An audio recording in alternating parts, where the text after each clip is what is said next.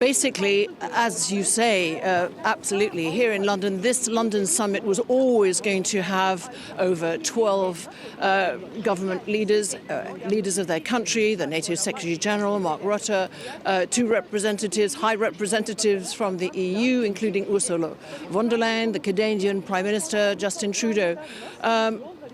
Very significant political power gathering here in London. Giorgia Meloni, the German Chancellor, and of course the French President Emmanuel Macron. And what I've just been watching is a live interview on British television given by the host, the UK Prime Minister Keir Starmer. And I didn't count the number of times he used two particular words: lasting peace.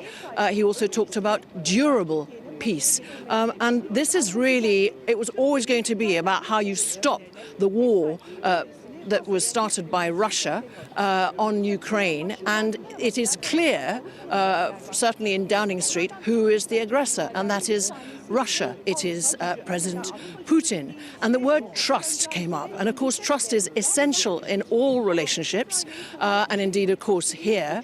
And when asked by the British journalist in this live interview on the BBC who he trusted, he said he trusted Donald Trump, who wanted, he said, a lasting peace.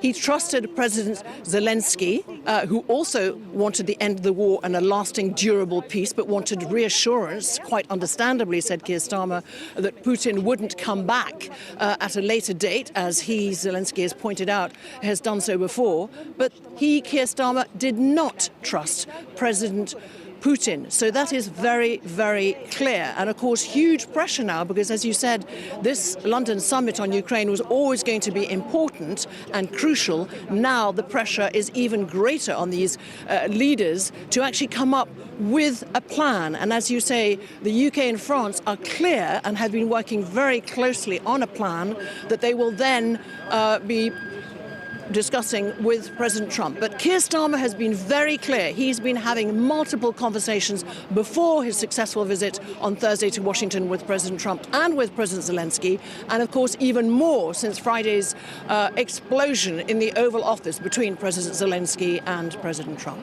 Yeah, and it's really been a frantic week or two of international diplomacy. What can you tell us about Keir Starmer's relationship with his counterparts in France and the U.S.?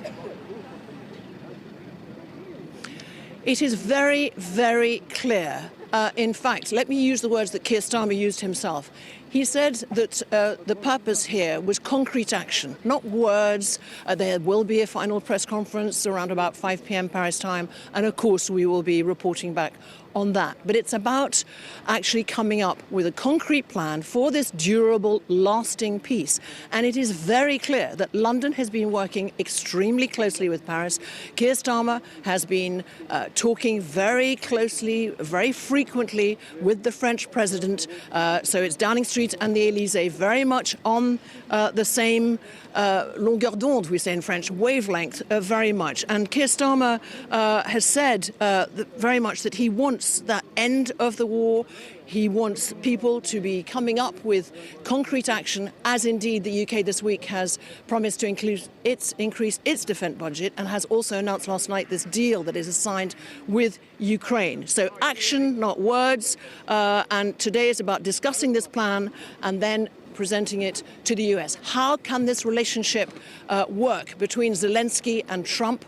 So it's all about this fallout and this diplomatic debris becoming diplomatic rapport between, and Keir Starmer sees himself as a bridge between London and Washington, between London and Europe. And this is quite something, historical summit here today with a UK that of course is no longer in the EU, but very much in Europe. And the most advanced countries on that plan, Keir Starmer said, are France and the United Kingdom.